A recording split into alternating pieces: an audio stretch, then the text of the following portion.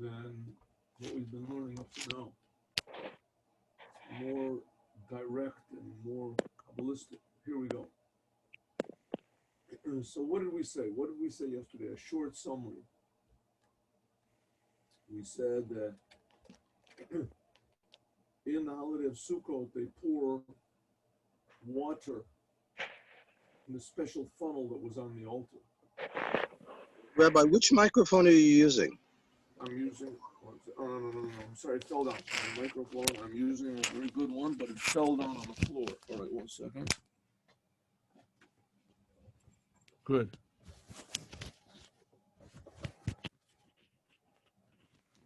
Good. Better than new. Better than new. And so we said there's a big mystery over here. First of all, the whole idea of the Holy Temple was a big mystery. Judaism in general. 1 second, here's admit. Judaism in general is a big mystery. Abraham was the first person to realize this big mystery that nobody else knew, Abraham. And he was self-sacrificing in his efforts to advertise this mystery to all mankind. Abraham. Before Abraham, people were spiritual. They worshipped the spiritual worlds. They were attached to the spiritual worlds. People, they want to know, what's going to be in the future, what's going to be after you die. People want to know these things, or at least they want to have some connection with them. So people had idolatry, which means they worshipped powers, spiritual powers. And Abraham came along and he said, no, there's a creator, and the creator, he creates everything, and he creates everything all the time. And he really cares about everybody. But he also is very demanding. And people said, we don't want anything to do with it. Abraham, that was Judaism. There's a creator. And the Jewish people suffered terribly because they had this message. They just wanted to benefit the world. But they also knew that in order to benefit the world, that people have to assume on themselves responsibility. And that that God has all these demands from everybody in the world. What's called the 7 Noahide commandments. And by the Jews, there's hundreds of commandments. So all the time there was trouble with this. And finally the Jews got out of Egypt and they made a tabernacle in the desert. And the tabernacle was a place where you could really manifest this obligation. You could serve God. You could do what God wants. The Jews. And what does God want? All these things that just didn't make any sense to people. I mean, what? To take animals and sacrifice them, and you have to sacrifice them in this way and in that way. And the blood has to be poured exactly here, and you have to take exactly this type of animal. And this is what God wants. And that's God, He creates your eyeballs and put them in your head. Why didn't he? Everyone, usually children come out of their mother's womb, and they have these 2 eyes, and they have ears and everything. That's the way God creates everything. So we see that God is pretty amazing. He's creating everything, and he just wants us to do certain things to serve him and to make this world more functional. Hello? Return it after you. Oh, are you trying? What? Hello?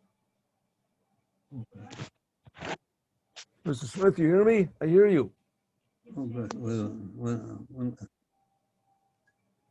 Maybe try to turn off your microphone unless you have something I don't know how to do it. vital to say. All right. Then. Can you mute me, Rabbi? Can I do what? Mute me. I'm not sure how to. Rabbi, you can mute everybody from your control panel. I can mute everybody, but I don't want. I want people to talk. But then they can come in when they want, I think. Oh, they can come in when they want. Okay, good. Even when I mute them. Okay, let's see. Let me try it. Let me try this. I will try. 1 second. How do I do this? I don't know. If you look at the controls, you can mute everybody, and you can also allow people to unmute themselves. All right, let me try it. The problem is, as soon as I try it, here we go. Oh. Does anybody wants to come in here? Oh, here's people that want to come in. Has to unmute. What is this? Giarista. Okay. Oh, and mute. Unmute everybody. Here we go. Mute. No. Unmute. Ask to unmute. I don't know. 1 second. I don't get what's going on. Here is Rabbi Bolton. I'm on mute. What does that mean? Oh, I see. That means I'm unmuted. I get it. And Stephen Lack is unmuted. So here we go. Ready? 1 second. I'm sorry. We're just sort of wasting time here. Doesn't work. I push on people's ask to unmute and it doesn't do anything. Oh, mute all. Here it goes. Mute all. Ready? Now the participants unmute themselves. Yes. All right. Did it. I did it. It works, and now I can talk and unmute. Great. So, okay. Anybody wants to ask a question at any time, feel free to do so. Okay. Here we go. Share screen. Back to share screen again. There it is. All right. So let's now get down to the details. Serving God in the Holy Temple. Serving the Creator of the universe, which this will improve the whole universe. This like keeps the blood circulating in the whole universe, the spiritual happiness and meaning and vitality and positiveness circulating in the whole world. That's the Holy Temple. That's why the Jews are waiting for the Messiah to come and build a third temple. And then we'll be able to do the sacrifices like they did before and all these meaningless things to us. But when we realize that this is exactly what God wants, then this is amazing. Amazing thing. Amazing thing. So what was going on? Let's take an example. One of the things that was going on in the Holy Temple was that on the holiday of Sukkot, they had a water sacrifice. 7 days, they would go out before the morning, they would draw water, and they would bring it to the Holy Temple. They would get there by the time it was morning, and they would pour it on in this special tube that was on the altar. And right next to it was another tube where they would pour wine, and the wine they would pour every day. And the water they would pour only on the holiday of Sukkot. It says in the water they would draw with tremendous happiness. And wine also was happiness. Wine makes people happy. In fact, it says that the Levites, that's when they would sing every day. When they poured the wine in the morning, then the Levites, there was a big choir over there. The Levites would sing. There was a choir in the Holy Temple. And that's when the Levites, they would sing wine. So now the Rebbe is going to try to bring this a little bit into our understanding, which that's the purpose of Chabad Hasidus. Chabad means basically understanding, getting the right concept. Concept is Chachma, and understanding is Bina. And Dalid, the Das, Chabad, that means to make it real. Okay, so up to now, what did the Rebbe say? That wine is like the written Torah. The written Torah. The written Torah is very, very exact. The written Torah is very exact. It's very clear. That's something like wine. When a person drinks wine, it has this definite effect on him. This corresponds also to this spiritually to the aspect of Bina. Bina. There's Chachma and Bina. Chachma is deeper. That's like in a human personality, it corresponds to like faith, or when you get an idea. Chachma, maybe you could say your conscience, things you don't understand, totally above understanding. Right? Suddenly you get this idea, you don't understand it yet. You have faith in Hashem, you're willing to, you don't understand that God, that's Chachma. Not understandable, totally hidden. And then we have Bina. Bina are ideas that are, yes, understandable. True, in the beginning, they're hidden from us, but it's a type of a concealment that if you think and you contemplate, then you can understand.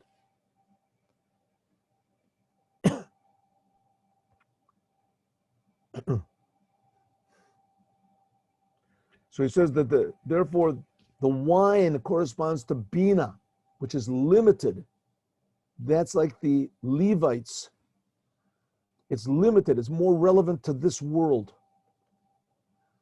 Wine is also red, showing on power, gevura, a fire from below to above. The Levites would lift up their voices. That's from below to above. Water, on the other hand, is colorless. You can't grasp exactly what it is. This is like chachma.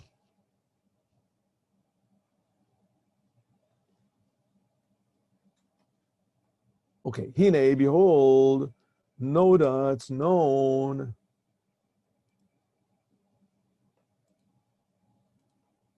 Hine, behold, noda, it's known. Inyan Torah shebechtav, Torah shebal peh.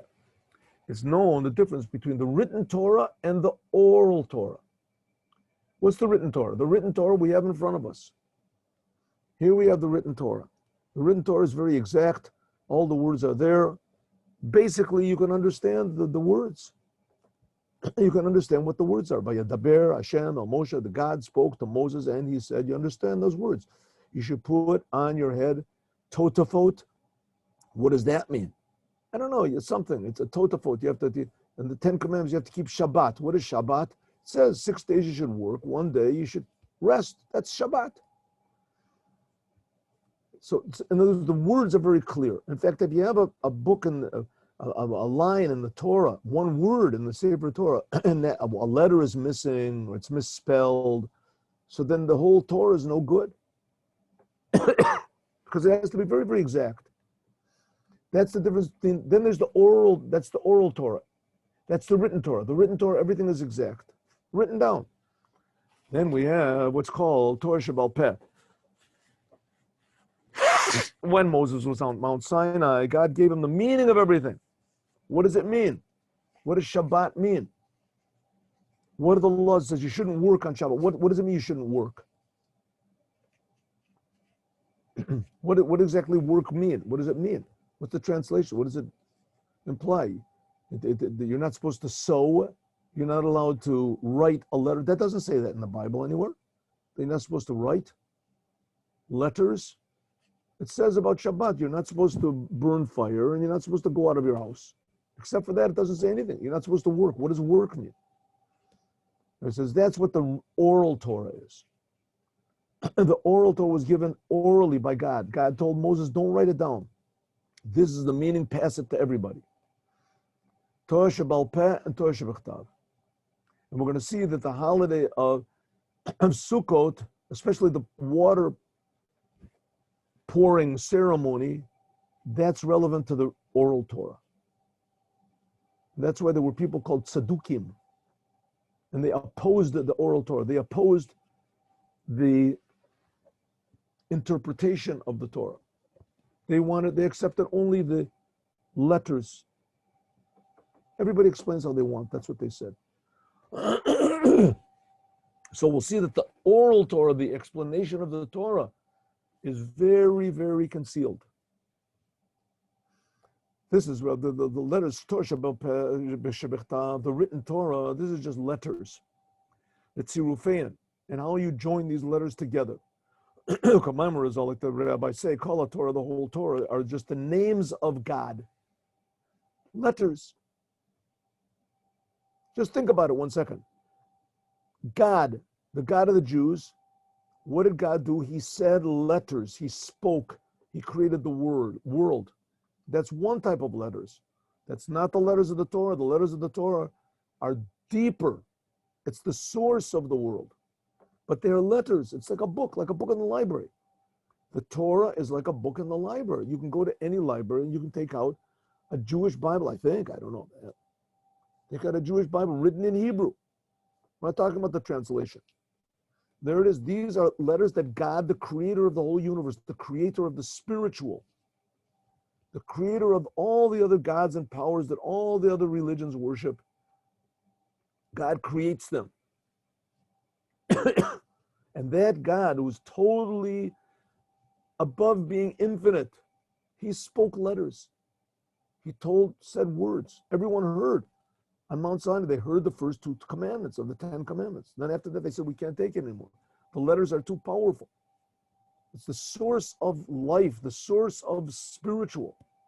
And it was revealed to them. That, by the way, was the same revelation that was in the Holy of Holies, in the Holy Temple. That's why in the Holy of Temple, there was the tablets with the letters on them. All of the letters, the words in the Torah, you might think it's just like a regular Hebrew book. But it's not. It's the letters of the names of God.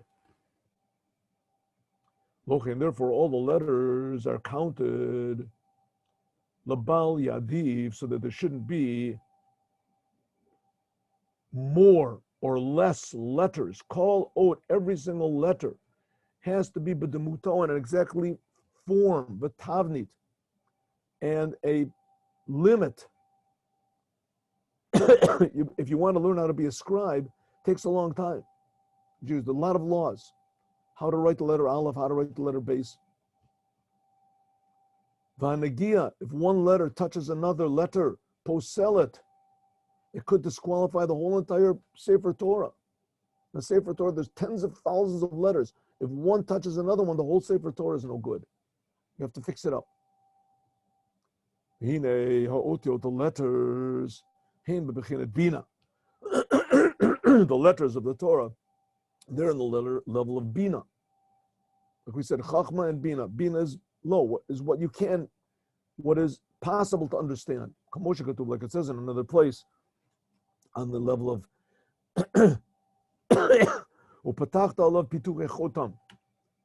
like it says on the stones that were on the breastplate of the Kohen Gadol, it said that they were carved letters. The letters were carved out. Something like the letters in the tablets, they were carved into the tablets. The letters were not separate, added onto the tablets. They were part of the tablets. Look in this book called the Ramaz Rav Moshe Zechut. It's an explanation on the Zohar. Ukanira, like we can see clearly. That when an idea comes to be understood, as soon as you start to understand an idea, then there come letters, b'machshava, in your thought. Right? A teacher teaches a class and he explains an idea. And he says, do you understand it? Everybody says, yes. Yes, teacher. Yeah, can you explain it?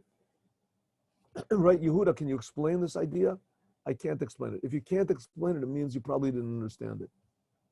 This is a very difficulty. Try to explain. Sometimes people have trouble speaking, could be. But generally speaking, if you understand something, then you can explain it. It comes into letters. That's Bina. The aspect of Bina, understanding, when a sign that something is understood is when that thing can be expressed in letters, limited words and letters. But the level of Chachma, this is higher than awareness, than understanding. I'm sorry, not awareness. It's higher than understanding. It's higher than understanding a musag that you can grasp. Like I gave you an example, faith. A person has faith in God. Right? What do you have faith in God? You feel God, we have faith. There's false faith also. You can have faith in the stock market. There's business faith. But also all these types of faith, generally, it means it's touching on something that's not understandable. I have this feeling. That's called chachma. Let's say conscience, right? Conscience. Okay, all these things you can minimize also. You can reduce any idea in the world. You can reduce, there's no such thing as love. Freud was a big expert at this, killing everything. There's no such thing as love. There's no such thing as honesty. There's no such thing as truth. Everything is only psychological. It's all subjective. Well, this is a lie, of course. There is such a thing as absolute truth, but you can't understand what it is. That's only talking about limited things. That's the philosophy. Right? You can try to bring these ideas, but now we're not talking about that. We're talking about Hashem, God himself. The feeling that God exists, the feeling that the Torah is true, this feeling is above understanding. It's above letters. There are no letters yet. This feeling that a Jew is willing to give his life for God. It could be a Jew that's not even religious, a Jew that doesn't believe in anything. But they say, okay, Jew, bow down to this idol or we'll kill you. He says, what's the problem? I'll do with anything. I want to live. Living is the most important thing. Suddenly they bring him the idol. He says, Shema Yisrael. Can't do it. Not understandable. That's called Chachma. Chachma is above understanding, Bina, that's the letters of the Torah. Chachma is, what do those letters mean? That's the oral Torah. What are the words? Zeu in Otiot Torah, Sheator, this is the idea of the letters of the Torah. That's the written Torah. Hu bebechin is Bina. And Bina is called Sefer Torah. The letters, like it says in the Zohar. Hainu, namely the letters, hamachshava, of thought. Right? When you understand something, it comes into your thought. Af agav, even though that it says that the Torah comes from God's wisdom, araita michachma nafkit. Torah comes from God's wisdom, legabi amatzil, and regarding to God, amatzil, the emanator, it's chachma. The Torah is, the source of the Torah comes from God's chachma. In other words, the words, the letters of the Torah, the fact that they're holy, that makes no sense. That God speaks letters make no sense. In that way, the written Torah is God's wisdom. Yes. But as far as we're going, it's all limited. You look at the book, it's a limited book. So what is the Torah? Is the Torah holy, or is it, well, God decided to take his holiness and put it into letters. That's called Bina. The letters, the fact that God limited his wisdom, his chachma, he put it into letters, that's Bina. That's called Bina. Understanding. That's the written Torah. It's all limited. Therefore, it says the 50 days from going out of Egypt until they received the written Torah, that corresponds to the 50 gates of Bina, understanding. There's a book called Sefer Yetzirah, where it talks about these principles that God created the world from. So it says one of them is that there's 32 paths of wisdom and 50 gates of understanding. The 50 gates of understanding, that corresponds to the 50 days that were in the Sfirat HaOmer, from when the Jews left Egypt till they received the Torah, 50. Because then was opened up the 50th gate. That's when the written Torah was given. So the written Torah, the letters of the Torah, that corresponds to Bina, a lower level of godliness. And the Torah Shabal Peh, but the oral Torah, the meaning, this was not revealed. He bechinet Chachma, this comes from the level of Chachma. You can look at the written Torah, take a book, and you have absolutely no idea what's going on. Even more, there's even a deeper type of understanding. You can look at the written Torah and think you understand everything. Be completely wrong. At least if you look and you know you don't understand something, so at least it put it into the level of not being understandable. You look at the letters and you realize, I don't understand anything. That's good. But it's even higher than that. You can really truly think that you understand and be totally wrong. Right? We have what the Christians did, what in Israel, the Zionists, they say the Torah is just a written book, it's a history book. Right? We have all the religions through generations that totally misunderstood, misinterpreted the Torah. There was the Tzaddukim, and today we have the Reform, conservative, everything.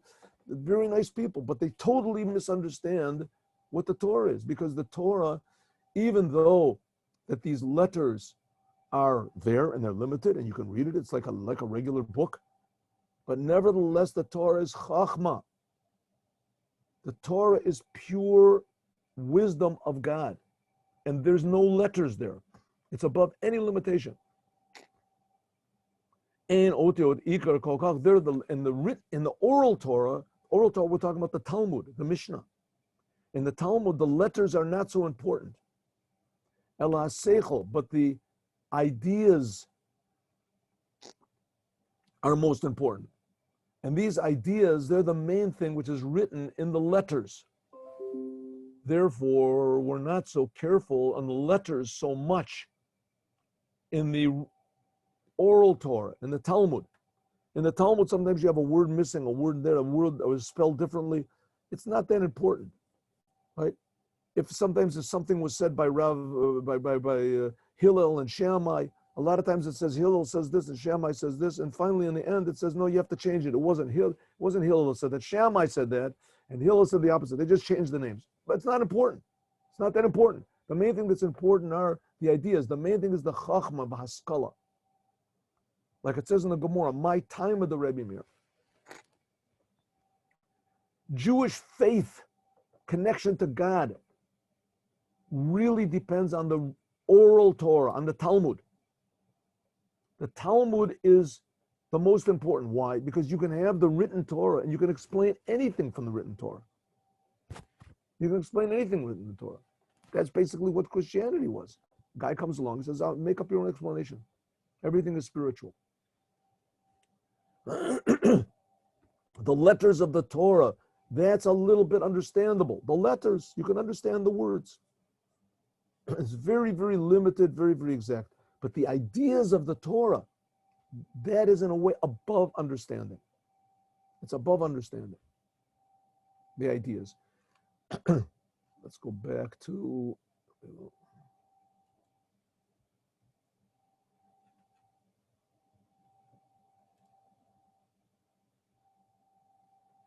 Shehu b'chinas ta'amim. This is what's called the reasons or the song of the Torah.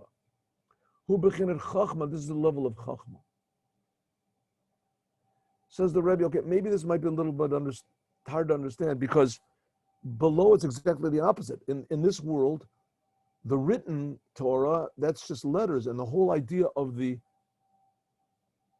oral Torah is to understand. You have to understand. Even though below Torah Shebichtav is the level of what's called Zer Anpin, and Torah Shebal Peh is the level of Malchut, which is lower. So in this world, the oral Torah seems to be lower, but really the fact is that in Chachma, that what the oral Torah is in this world, it has a higher source.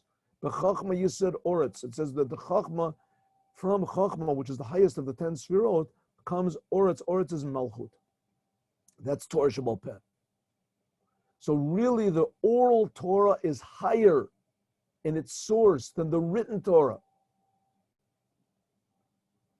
Like it says, V'konein shamayim zer anpin, and Torah Shebal Peh, the written Torah, that's like the heaven, etc., etc. Okay. Well, but then now we can understand what about this pouring of the wine and the pouring of the water.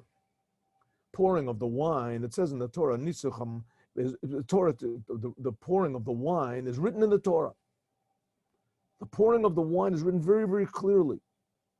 Every sacrifice that's talked about, look in the book, in Sefer Vayikra, in Leviticus, every sacrifice it says, V'nischo b'yayin revi sahin, that you have to pour a certain amount of wine. It tells clearly wine. But Nisach HaMayim, this whole commandment of pouring water on the altar, it's a commandment from the Torah. It's not written in the Torah. It's not written there at all. We talked about this yesterday. This commandment of pouring water on the altar is not written in the Torah at all. Rak halach ala Moshe Misina. It's a law that God gave to Moses on Mount Sinai. It was something totally oral, passed down. How do they learn it from the Torah? There's an extra letter here, an extra letter there, an extra letter there. The letters that are extra, this is in the sacrifices of the 70 oxes on the holiday of Sukkot.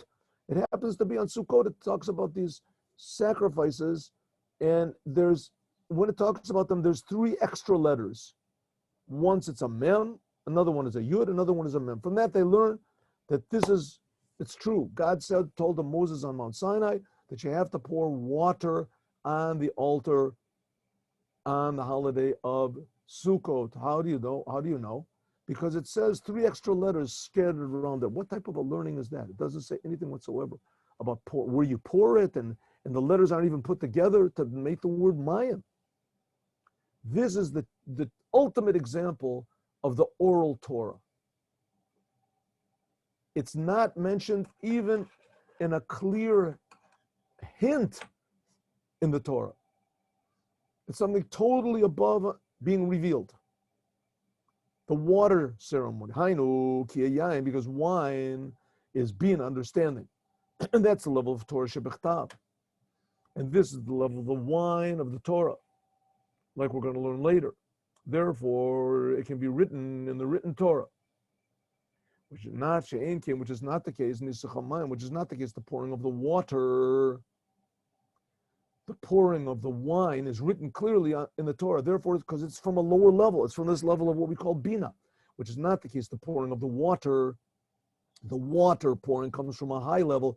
This comes from what's called the oral Torah. This is from Chachma. It's not able to be revealed. You can't write it in the Torah. God did not write it in the Torah. It's too high. So if so, what do we see? That the Torah that we have, it's a miracle. God said letters. He spoke letters. He told the Jewish people all these letters, very, very exact. Big miracle. Says the Rebbe, there's bigger miracles. The bigger miracle is the meaning that's concealed, the hidden things. She pashet katav otiot. In the written Torah, there's written letters. This is the level. I'm sorry.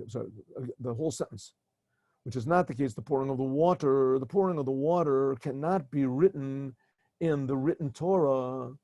That the written Torah is what could be put into letters. But rather, the water ceremony cannot be put into letters. This is from the level of Abba, of Chachma. And the wine is Ema, that can be written in the Torah. Okay, now we're going to see what's the happiness over here. Let me just find where this parenthesis ends. A little bit of this. That's like we said before. Here we say in the prayer of Yotzer Or Vorei Choshech. Let's see, 1 second. This is like it says, Yotzer Or Vorei Choshech. Yetzira is revealed. Bria is what is concealed. So therefore we see the things that are concealed, like for instance, the oral Torah that's concealed inside of the written Torah, which is revealed. So we see that what is concealed, Hahela Mashayach Legiloi, this is like Machshav and Dibur, which is not the case Chachma. Chachma comes from the level of Atzilut. Chachma, this is the level of the oral Torah. It's concealed from us. You look at the written Torah, you can't see that it's there. So in this level of Atzilut, it says everything is below it is equal. Bria, Yetzira, like darkness is like light in another place. Why? Because this level of Atzilut, we said, and that's represented by the oral Torah, everything is above the whole entire creation. So if so, we see that the oral Torah, although it seems to be very mundane, and there's just these people explaining the ideas of the Torah so we can understand it, but really its source is much higher.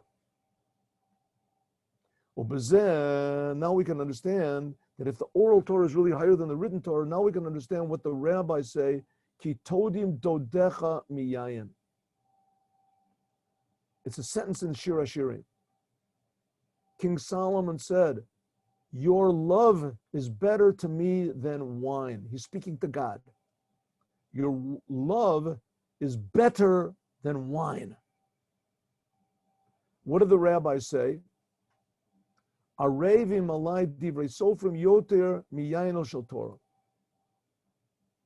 God is saying, the words of the rabbis, the arguments that the rabbis are arguing in order to understand and explain the Torah, to bring it from the super concealment to be revealed, this is sweeter to me than wine. What's the wine? The wine of the Torah. What's the wine of the Torah? The letters. we have to understand what are the sofrim, who is the divrei sofrim, and what is the wine of the Torah. So he says that it's like this. It's explained in the book of Yetzirah, the Sefer Yetzirah, the book of formation. It says that this was a book of secrets given to Abraham, that from it, God explained how he created the world. And there were rabbis afterwards that said that Rabbi created a human being from it, and the Maharal Miprag created from this book called Sefer Yetzirah. Over there explains like this. Now, what's the Rebbe trying to explain over here? Just in a very short way. He's trying to explain what is the happiness of the water pouring ceremony. And even more, they made a big ceremony of just drawing the water. What was so happy? And the Rebbe is trying to tell us that as amazing as the Torah is, the written Torah, but even more deep and alive and amazing and happy is the meaning behind those letters. The words, the laws. That's something much deeper. That's what's concealed.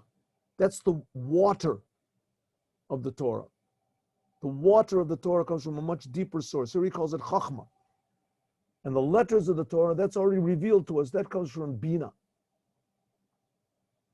And that's what we celebrated on the holiday of Sukkot, the true ultimate depth and life of the Torah. That's the water.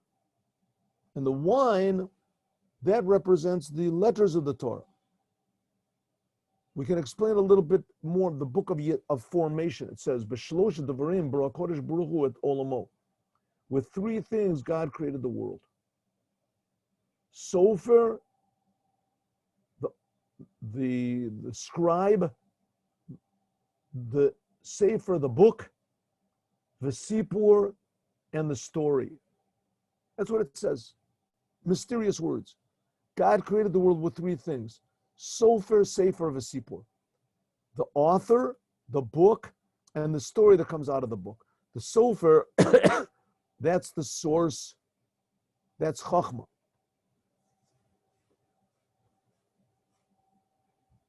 That is the one who writes the book, Sefer. That's Bina. That's like the Torah, the written Torah. That's the level of what's called Machshava. And Sipur, the story that comes out of the book, this is the level of Dibur, speech, comes out revealed. That comes out from the book, which is Bina. Shahari, Bilti, Machshava, without thought, it's impossible to speak. So that's what it says, that there are these three things that God created the world with. The creation of the worlds comes from the word of God. Well, there's three types of words of God. Shehi bechinas sipur. This is the story, the word of God. God creates the world. Where does the world come from? Hadibur mekabel memachshava. The word that God creates the world from, this comes from God's thought. This comes from God's thought. This is the written Torah. That's the Sefer. The world is created from the Torah. Where does the Torah come from? The Torah comes from God's Chachma, God's wisdom. The Torah comes from God's wisdom. From God's wisdom, I'm sorry. Yeah, okay. This comes from God, the Chachma. The Chachma, that's corresponds to the oral Torah. Like it says, Ayeh Sofar. Where is the author? The author is much higher. So if so, we have the author, which is God. That's the oral Torah. We have the book. That's the written Torah. And then we have the story. That's the creation of the world. That's what it means, Bereshis Bora. That's what it means that God created the world. Namely, Al Yedei Machshava. Al Yedei Machshava. The Sefer Torah is drawn to the level, by means of this level of Chachma. It's an extra law. They stick in an extra letter here. Al Yedei No. I'm sorry. My mistake. Al Yadei, my mistake. Two mistakes. This is right. Al Yadei by means of shit, mi, chachma, that from chachma is drawn to the level of machshava. That's the machshava. That's the written Torah from God, which that's the level of chachma. The oral Torah is drawn to the written Torah, and from the written Torah is drawn to God's speech, which creates the world. That's what it means. Arevi malai divrei sofrim. That's what it means that the words of the rabbis are more dear to me, because the words of the rabbis, that's connected to God himself. That's the inner level of the Torah. This is the level of chachma. That's the source of the Torah Shabbal Peh. This is where the oral Torah comes from. And that's where the pouring of the water comes from. And God says, this is more dear to me, more than the wine of the Torah, which is the written Torah, which is called the book. Remember, we said there's the author, the book, and the story. The author is God. That's represented by the oral Torah. The book, that's the written Torah, that's Bina. That's the written Torah. That's lower. This is the level of Bina. This is the level of the pouring of the wine. That Chachma, which we said is the water, that's higher. This is the Sofer. This is the author of the Torah, of the book. This is much higher than Bina, which is the level of Sefer. Okay, so what are we celebrating on the pouring of the water? We're celebrating the oral Torah, the ideas from the Talmud. That comes from a higher source than even the written Torah. And this is really such a tremendously high thing. It's like going into the Holy of Holies. This is the author himself. In fact, it's even higher. The Holy of Holies, what was there? The book, the Torah was there, the written Torah. And the pouring of the water comes from the author of the written Torah. Water. So that's why the tremendous happiness was there when they were pouring the water. And that's why there was such tremendous opposition. That's where the hatred of the Jews comes from. That's where the godliness of the Torah comes from. Because the godliness of the Torah is the same godliness that's creating everybody. But who would dream that God has things he wants to tell us? Right? Isn't it enough that God just gave this amazing book and now everybody can just sort of figure out on his own? Right? That's pretty user-friendly. It says, no, Judaism is not just a book that God gave miraculously on Mount Sinai in front of 3 million witnesses. There's meaning to every letter, meaning to every word, meaning to every sentence. And that meaning, that comes from the author of the book himself. And that corresponds to this level of water, which is above wine. And that's what we're celebrating on the holiday of Sukkot with the water pouring ceremony, as we will continue, God willing, tomorrow. Any questions, please?